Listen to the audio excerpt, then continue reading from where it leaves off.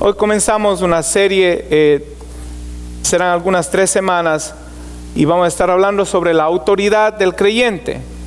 La autoridad, y vamos a estar viendo varias cosas. Vamos a ver la definición de autoridad, la necesidad de la autoridad, evidencias de la falta de autoridad, consecuencias por la falta de autoridad, los componentes de la autoridad espiritual y otros puntos más. Estos pasajes de la Biblia nos hablan de Jesucristo delegando autoridad a sus discípulos. Delegando autoridad a sus discípulos. Y en sus discípulos estábamos representados usted y yo también. El tiempo de la iglesia, la era de la iglesia no ha terminado. Dios no ha tomado de vuelta la autoridad que un día otorgó a la iglesia.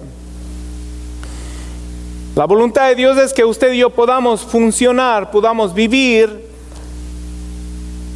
en plena certidumbre de fe y podamos vivir ejerciendo la autoridad que el Señor Jesucristo nos ha dado. Él nos dio autoridad espiritual para ejercerla. Y a través de estos estudios vamos a tratar de definir y entender más claramente qué es lo que es autoridad espiritual. Es posible que algunos de los conceptos de autoridad espiritual se opongan o no estén de acuerdo con los conceptos humanos de autoridad en el mundo secular. Pero existen principados y potestades contra los cuales nosotros tenemos que batallar y sobre los cuales nosotros tenemos que ejercer nuestra autoridad espiritual. La voluntad de Dios, Él nos ha llamado de las tinieblas a la luz, no para dejarnos indefensos, ni para dejarnos débiles en nuestro caminar. Él nos ha revestido de poder, el poder de su Santo Espíritu, y nos ha dado la autoridad que proviene de Él. Hay una sola fuente de autoridad, y esa es Dios. Vamos a ver primero la definición de autoridad de acuerdo al diccionario de la Real Academia de la Lengua Española. Dice autoridad, hay varias definiciones. Una dice poder que gobierna o ejerce el mando de hecho o de derecho. ¿Qué quiere decir esto? Poder que gobierna es un poder que ejerce el mando de hecho o de derecho. Quiere decir que ejerce el mando por lo que está haciendo, de hecho o de derecho, o por lo que ha sido asignado a hacer. Esto quiere decir que puede haber autoridad que es una autoridad que no es legal. Ejerce autoridad de hecho, pero no de derecho. Cuando alguien toma una autoridad que no le corresponde, está ejerce un poder, ejerce un mando, ejerce un dominio, pero es una autoridad ilegal, de hecho, pero no de derecho. Déjeme decirle que la iglesia del Señor Jesucristo tiene el derecho de usar la autoridad que Él ha delegado, la autoridad del nombre de Jesús. Amén. La segunda definición dice potestad o facultad o legitimidad. Cuando algo es legítimo, tiene autoridad en sí. Cuando algo es verdadero, tiene autoridad, tiene una potestad, una facultad de ser legítimo. Cuando un doctor que es especializado en cierta rama de la medicina, vamos a poner un cirujano del cerebro. Cuando el cirujano del cerebro dice algo, lo que él dice, como es legítimo el estudio, el conocimiento de él, lo que él dice viene a ser una autoridad. Eso va a ser lo que gobierna, va a ser lo que dicte qué es lo que se hace en la sala de operaciones. También dice el punto C, prestigio o crédito que se reconoce a una persona o institución por su legitimidad o por su calidad y competencia en alguna materia. Una vez más, si un doctor es especializado en operaciones del cerebro y si él es competente, él es graduado y tiene experiencia, si usted se va a hacer una operación del cerebro o del corazón abierto, es preferible que usted busque un médico competente, ¿verdad que sí? Un médico que sea autoridad en la rama de esa ciencia de la operación del cerebro. Legitimidad por su calidad y competencia en alguna materia. Mi hermano, si alguien en este mundo es competente, es legítimo y tiene la calidad de ejercer autoridad espiritual, es la iglesia del Señor Jesucristo. A nadie más se le ha atribuido autoridad espiritual, sino solamente a la iglesia del Señor Jesucristo, porque hay una sola fuente de autoridad espiritual y esa es Dios. El punto D dice texto, expresión o conjunto de expresiones de un libro o escrito que se citan o alegan en apoyo de lo que se dice. Usted ha oído el término que dice la autoridad de las escrituras, ¿verdad que sí? Entonces dice texto o expresión o conjunto de expresiones de un libro o escrito que se cita y se alegan en apoyo de lo que se dice. Una vez más, nosotros los creyentes tenemos la potestad, tenemos el derecho de citar la palabra de Dios. La palabra de Dios en sí es autoridad espiritual. Y solamente usted y yo podemos citar lo que está escrito en ese libro, sus expresiones del libro, y citarlas con autoridad. A la iglesia se le ha dado autoridad. La palabra autoridad o potestad en el griego es la palabra exousia, y hemos visto esto en ocasiones anteriores, que quiere decir privilegio, quiere decir fuerza, capacidad, competencia, maestría, magistrado sobrehumano, potentado, símbolo de control, influencia delegada, autoridad, derecho, jurisdicción, libertad, poder, potencia. Todas estas palabras quieren decir autoridad. La palabra exousia es una palabra rica en su significado. Le da al creyente unos privilegios grandes y maravillosos. La autoridad, la exousia que Dios ha impartido a la iglesia, que Dios ha delegado a la iglesia, no es poca cosa. Para nosotros la palabra autoridad puede ser que tenga un significado menos relevante, pero cuando la Biblia habla de la autoridad que el Señor Jesús dio a sus discípulos, nos habla de la autoridad suprema que Dios ha dado a la iglesia, la que proviene solamente de Él. El segundo versículo que leímos dice: aquí os doy potestad de hollar serpientes y escorpiones y sobre toda fuerza del enemigo. En algunas versiones se puede traducir: he aquí os doy potestad de hollar serpientes y escorpiones y sobre toda potestad.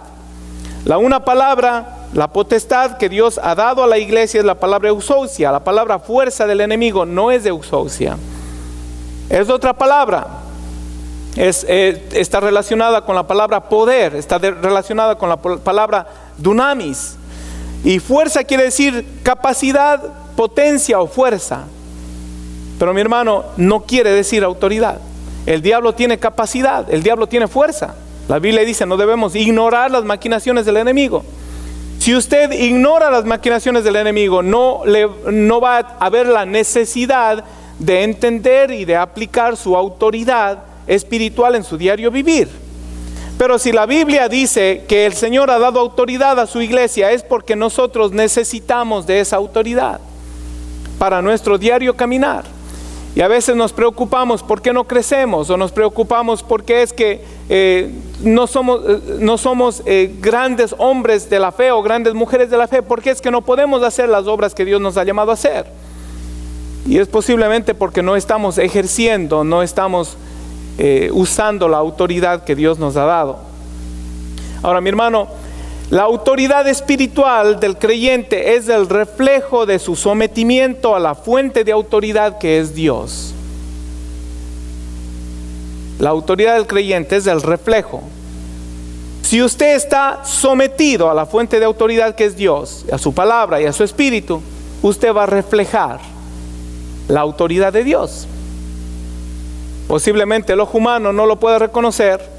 Posiblemente algunos amigos o algunos compañeros de trabajo le vayan a tener a usted por manso o por menso, como dicen, ¿verdad? Algunos: ese es un cristianito, a él se le puede abusar, y él no tiene el derecho de reclamar.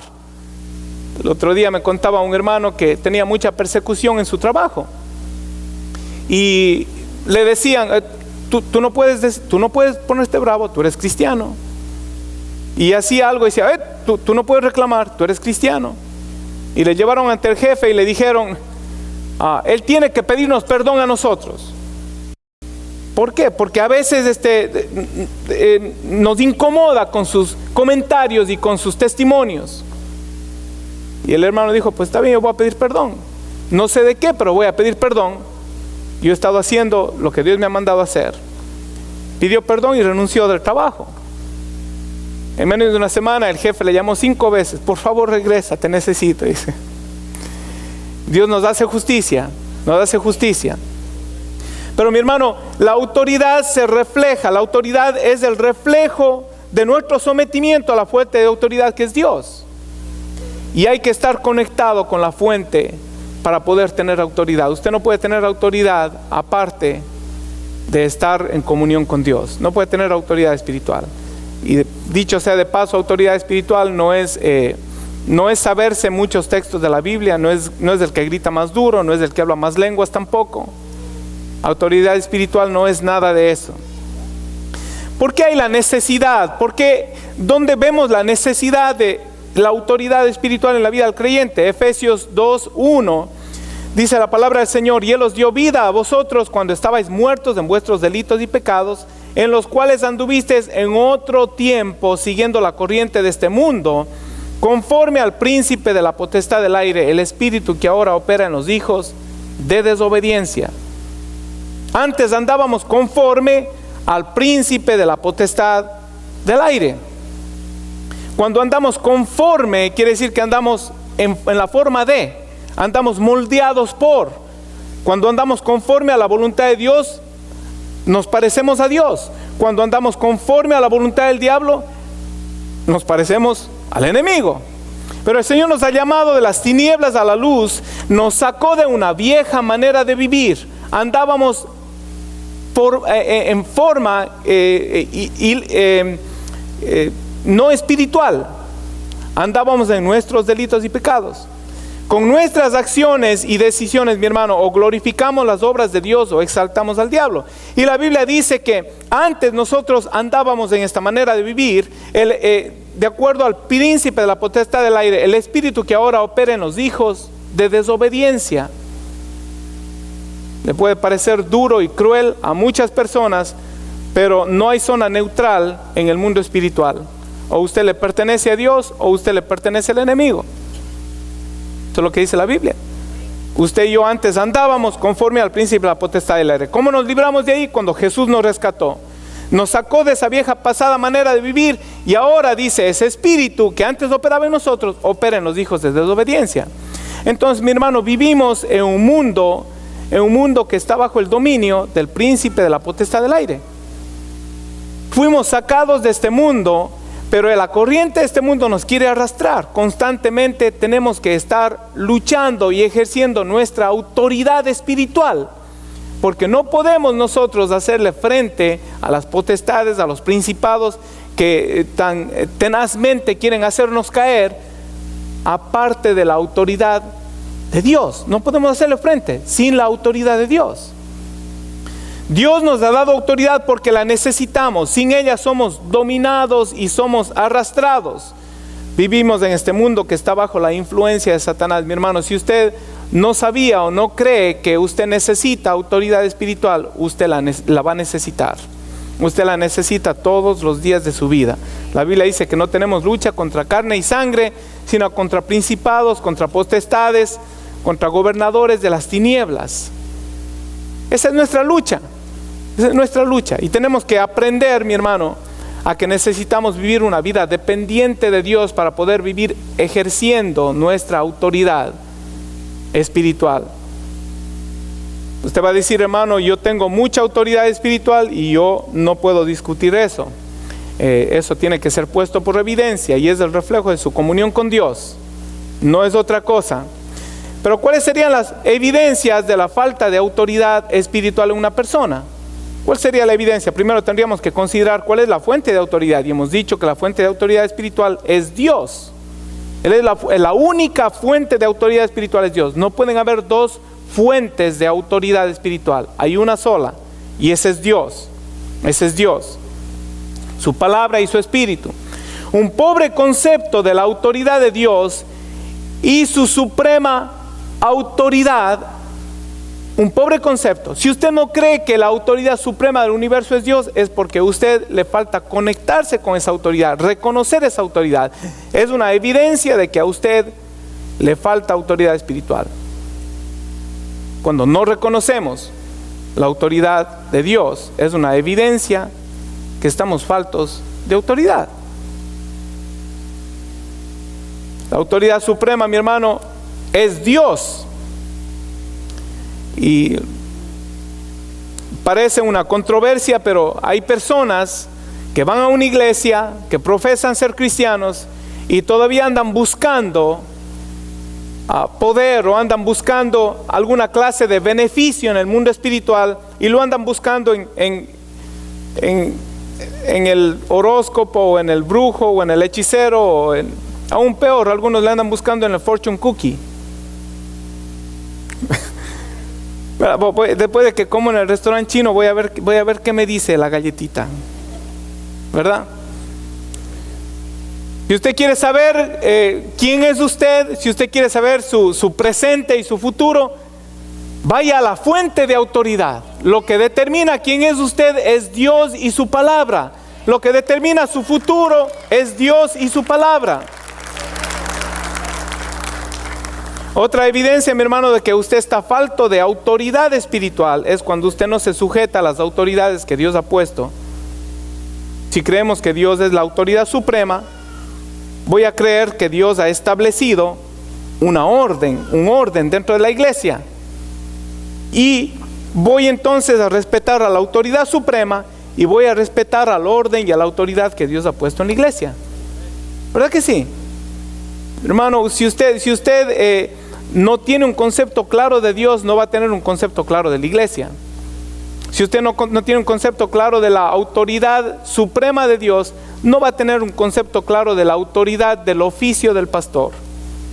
El oficio del pastor, el ministerio que Dios ha establecido.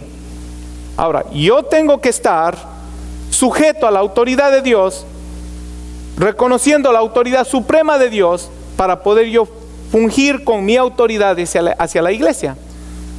Pero usted tiene que reconocer la autoridad delegada de Dios al ministerio, a la posición del pastor.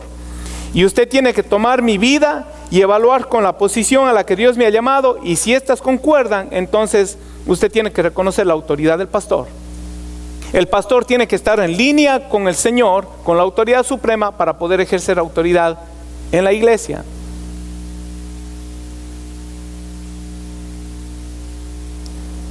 Otra evidencia de la falta de autoridad es una vida de baja autoestima. Una vida de baja autoestima, un concepto de baja autoestima en la vida del creyente. Es una evidencia de que usted necesita reconocer la autoridad espiritual que Dios le ha dado. Otra evidencia, mi hermano, es la ausencia de amor en la vida del creyente.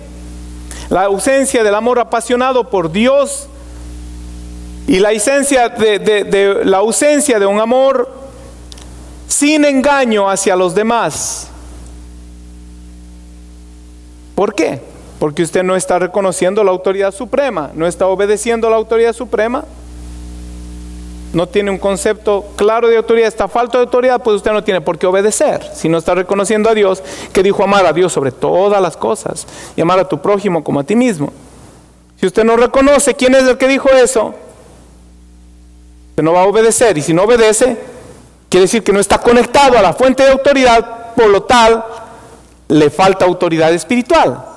Y no va a poder vivir una vida de victoria, no va a poder enfrentar a los principados y a las potestades de las tinieblas, no va a poder hacerle frente a los engaños y a las maquinaciones del diablo.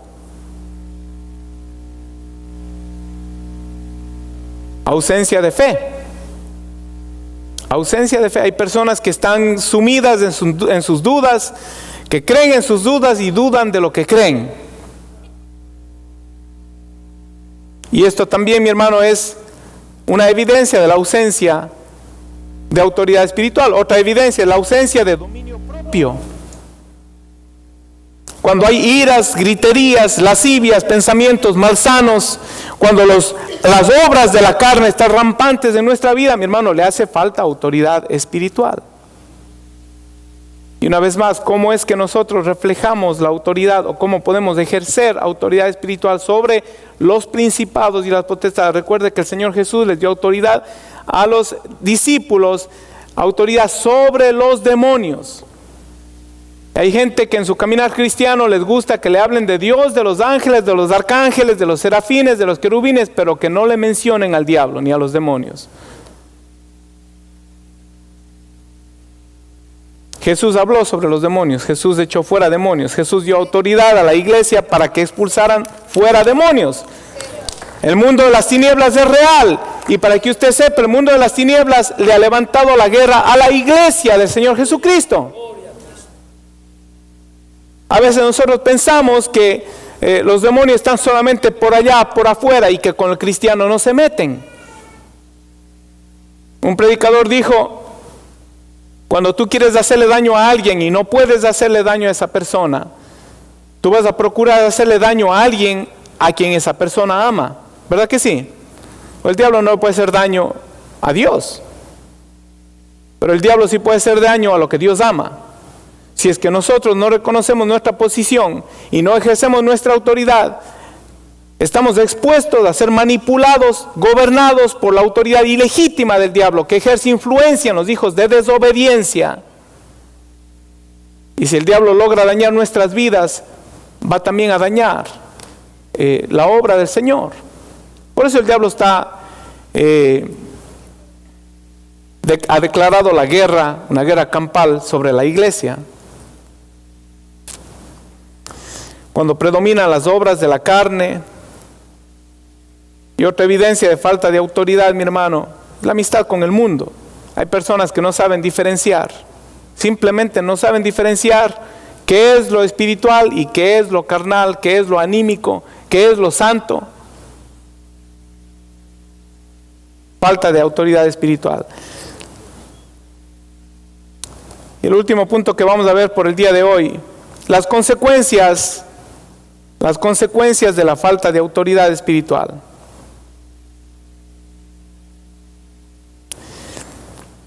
La vida de el rey Saúl es lo que vamos a estar visitando, y cómo fue que el rey Saúl, después de haber sido ungido por Dios y haber sido encomendado el dominio, el reinado del pueblo de Israel, terminó mal. Las consecuencias de la falta de autoridad espiritual, ¿qué es lo que viene por consecuencia de usted ignorar que tenemos lucha contra principados y potestades de las tinieblas? El diablo es sutil. Y primero, lo que yo puedo discernir es que comienza habiendo una obsesión en la vida del creyente. Una obsesión. Y no es una obsesión sana, no es una pasión por la presencia de Dios. Obsesión quiere decir testarudez, prejuicio, ceguera, ofuscamiento. Una persona obsesionada es cuando no quiere ver la razón o no quiere ver la verdad. Comienza con la actitud de creer saber más que nadie, de tener la razón. Y eso es pecado, mi hermano.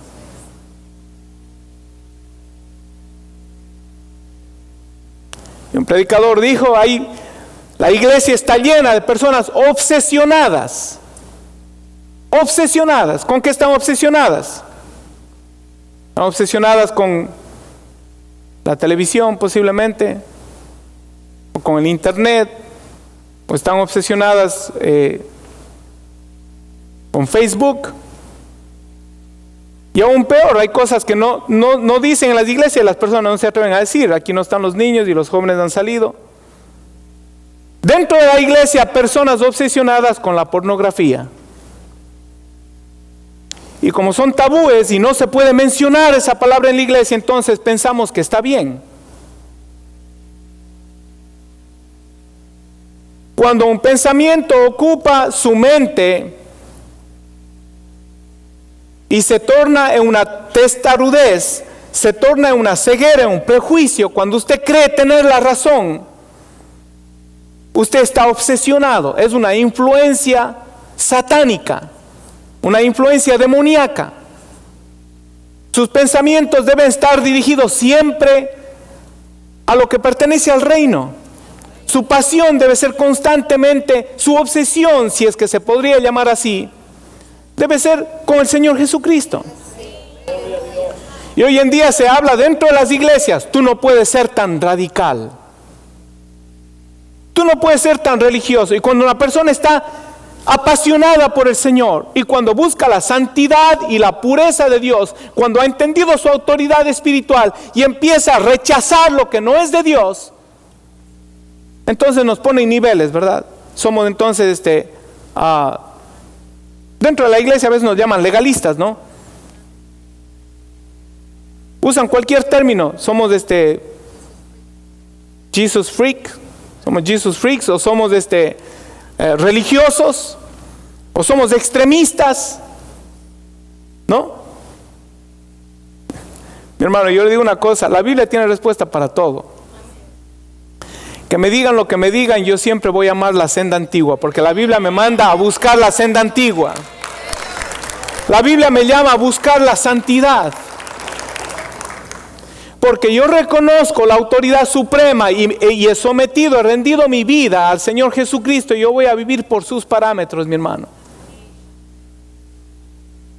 No voy a dejar que ningún pensamiento me quite la paz ni la comunión con Dios. Y hay personas obsesionadas, mi hermano, obsesionadas. Tenga cuidado de lo que usted abraza en su mente, en su línea de pensamiento. Hay personas obsesionadas con su carro, le lavan 4 veces a la semana.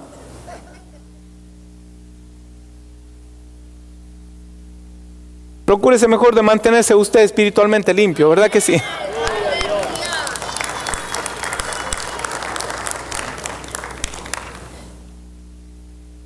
Primera de Samuel 15:23 nos habla del rey Saúl cuando él estaba esperando por el profeta Samuel. Estaba esperando en Gilgal que viniera porque el profeta Samuel le había dicho que en 7 días él iba a llegar para ofrecer sacrificios de paz. Y viene Saúl y se apresura, no llegaba Samuel, y le entró temor. Y él quería guardar su posición, él estaba obsesionado con su posición. Y creía tener la razón, como era el rey, él creía que podía hacer lo que le daba la gana. Y vino y ofreció sacrificio, lo que no le correspondía a él. Y cuando llega el profeta Samuel le dice, ¿pero qué tú has hecho? Dice, bueno, como tú no llegaste, yo me esforcé. Dice, yo me esforcé, yo traté de hacer lo mejor y ofrecí sacrificio. Samuel le reprende, le dice, porque en el versículo 23, porque como pecado de adivinación es la rebelión y como ídolos de idolatría la obstinación, por cuanto desechaste la palabra de Jehová, él también te ha desechado para que no seas rey. Saúl le abrió paso al enemigo, le abrió paso al temor, no reconoció la autoridad suprema que es Dios, no reconoció la autoridad establecida por Dios a Samuel, quien le había llamado y le había ungido como rey, y se apresuró e hizo lo que no debería hacer, dejado llevar por el temor. La gente se le desertaba y le abrió paso a la obsesión. El diccionario dice que obsesión es una perturbación anímica producida por una idea fija, idea que con tenaz pertinencia asalta la mente. Esa es una obsesión. Perturbación anímica, una persona obsesionada no está bien, no está tranquilo. El diccionario en hebreo traduce la palabra obstinación como asedio. Asedio quiere decir cuando alguien le rodea, cuando alguien le cerca. Después de la obsesión, mi hermano, si es que no bregamos con la obsesión, usted puede bregar con la obsesión, usted puede corregir su línea de pensamiento. La Biblia nos manda, nos dice que en todo lo bueno, lo puro, lo santo, debemos pensar. En eso pensar, es una orden. Si Dios le da una orden es porque usted puede cumplir, usted puede escoger sus pensamientos. Y un predicador dijo, Dios nos diseñó de tal manera que no podemos pensar 2 cosas a la misma vez. ¿Cómo hace usted para echar fuera los pensamientos malos? Piense en las cosas buenas, medite en la palabra del Señor. Dos pensamientos no pueden ocupar su mente a la misma vez. Luego de la obsesión, mi hermano, viene la opresión. La obsesión da cabida al diablo y el diablo es un opresor.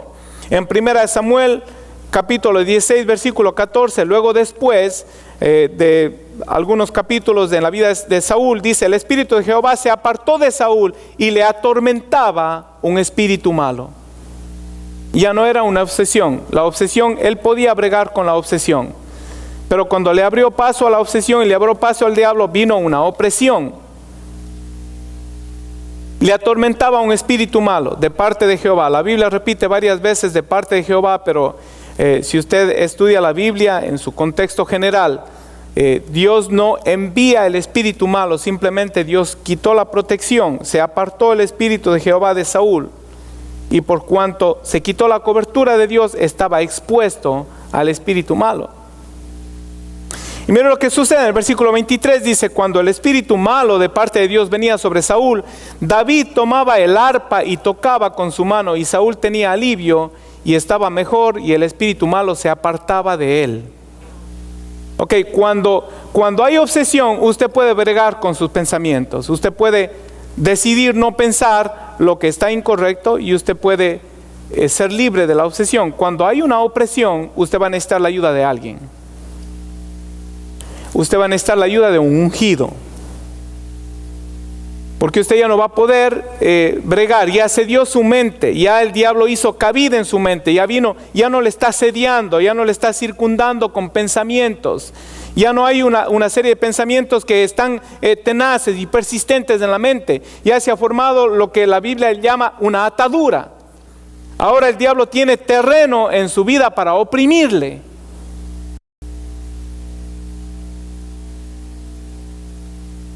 Y hay pensamientos de tristeza, de depresión. Hay pensamientos de suicidio. Hay deseos de renunciar a la fe. Hay montones de preguntas, que por qué esto y por qué el otro, y dónde está tu Dios. Hay una opresión. Pero gracias a Dios, en Hechos 10:38 dice que Dios ungió con el Espíritu Santo y con poder a Jesús de Nazaret, y como éste anduvo haciendo bienes y sanando a todos los oprimidos por el diablo. Hay sanidad para la opresión, hay libertad para la opresión. Pero una vez más, con la obsesión usted puede bregar, con la opresión usted va a necesitar que alguien ore por usted, porque usted está oprimido, no puede ejercer su autoridad espiritual. Usted va a necesitar, usted ha rendido en realidad su autoridad espiritual. Usted va a necesitar que alguien con autoridad espiritual, con la unción de Dios, pueda venir y orar por usted. Hechos 5:16 dice: y aún en las ciudades vecinas muchos venían a Jerusalén trayendo enfermos y atormentados por espíritus inmundos, y todos eran sanados. Todos eran sanados. ¿Qué viene después de la opresión? Primero viene la obsesión. Acuérdense que estamos viendo las consecuencias de no ejercer su autoridad espiritual. Después de la opresión viene la posesión. La posesión, mira lo que le pasó a Saúl, 1 Samuel 18:10. Aconteció el otro día que un espíritu malo de parte de Dios tomó a Saúl. Ya no era una opresión. Tomó a Saúl y él desvariaba. Imagínense, ¿qué quiere decir desvariar? Estaba hablando incongruencias, estaba diciendo cosas que no tenían sentido, estaba desvariando. Su mente ya había sido tomada, ya le tomó su mente un espíritu malo. Dice: en medio de la casa David tocaba con su mano como los otros días, y Saúl tenía la lanza en su mano, y arrojó Saúl la lanza diciendo: enclavaré a David en la pared. Pero David lo evadió 2 veces. Dice, se peoró la cosa. Primero había una obsesión, un pensamiento del cual él podía renunciar. Luego después vino una opresión. Necesitó que alguien venga y tocara y ministrara con el arpa. David el ungido venía y tocaba y ministraba, y él se tranquilizaba. Pero ahora viene una posesión. El espíritu inmundo viene y toma a Saúl, y David estaba allí, pero no bastaba. No bastaba el cántico de David, no bastaba la ministración de David. Saúl cogió la lanza y quiso matarle 2 veces. Cuando hay una posesión, mi hermano, usted rechaza hasta los que le quieren ayudar. Usted rechaza la mano que le da a comer. Usted quiere hacer daño a la persona que le quiere ayudar cuando hay una posesión demoníaca. La pregunta de los siglos: ¿puede un cristiano ser poseído? La respuesta es no, porque un cristiano es templo del Espíritu Santo de Dios. Pero si un cristiano se descuida, y si un cristiano empieza con pensamientos de obsesión, empieza a dar cabida y lugar a lo que no conviene, y luego después viene a ser oprimido por espíritus inmundos, le ha cedido su mente, está encadenado, está atado por patrones de pensamiento que no conducen a la piedad, que no son de parte de Dios. La Biblia nos exhorta, mi hermano, a caminar con temor todos los días de nuestra peregrinación. Jesucristo, cuando oró por una mujer, le dijo: vete y no peques más para que cosas peores no te acontezcan. Y la Biblia habla claramente. Cuando Jesús echó fuera un demonio y Jesús da una enseñanza y dice: cuando el espíritu inmundo sale y va por lugares secos buscando reposo y no hallando en dónde reposar, si regresa y encuentra la casa limpia, adornada y vacía. ¿Vacía por qué? ¿Por qué vacía? Porque el Espíritu Santo no está allí. La Biblia dice: no contristéis al Espíritu Santo de Dios. El Espíritu Santo de Dios es un caballero. Como Dios es un caballero, Jesús dice que estoy a la puerta y llamo. El rato que usted persiste en hacer las cosas que no convienen, las cosas que son pecado, cuando usted se deleita en el pecado, cuando una persona se deleita en el pecado, el Espíritu Santo de Dios se contrista. Dios dice: no contenderá mi espíritu con el hombre para siempre. Lo va a dejar allí, lo va a dejar. Y cuando el espíritu inmundo viene y busca y encuentra la casa limpia, adornada, pero vacía, dice la Biblia que va y busca 7 espíritus peores que él, y vuelven a su casa, y el postrer estado será peor que el primero.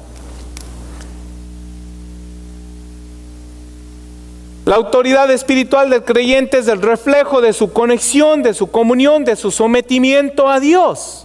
Si no hay una conexión con Dios, si no hay un sometimiento a Dios, si no hay obediencia de la palabra, no hay autoridad espiritual. Usted no va a poder hacerle frente a las maquinaciones del enemigo. Y las consecuencias pueden ser fatales. Pero gracias a Dios, Jesucristo en el capítulo 4, versículo 18 de Lucas dice: el Espíritu del Señor está sobre mí por cuanto me ha ungido para dar buenas nuevas a los pobres, me ha enviado a sanar a los quebrantados de corazón y a pregonar libertad a los cautivos, vista a los ciegos y libertad a los oprimidos.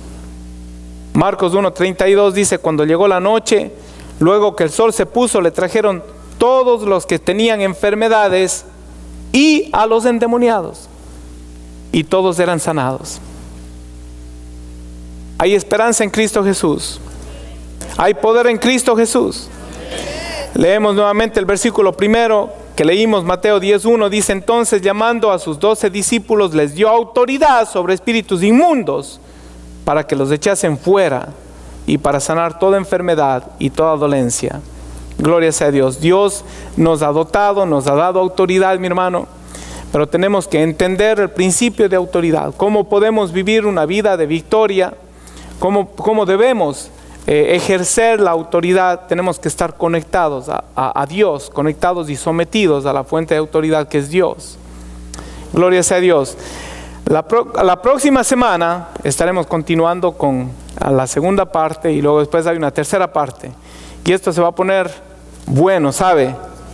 Está bueno y se va a poner mejor. Amén, gloria sea a Dios. Tenemos victoria en Cristo Jesús. Le invito a ponerse de pie en esta hora.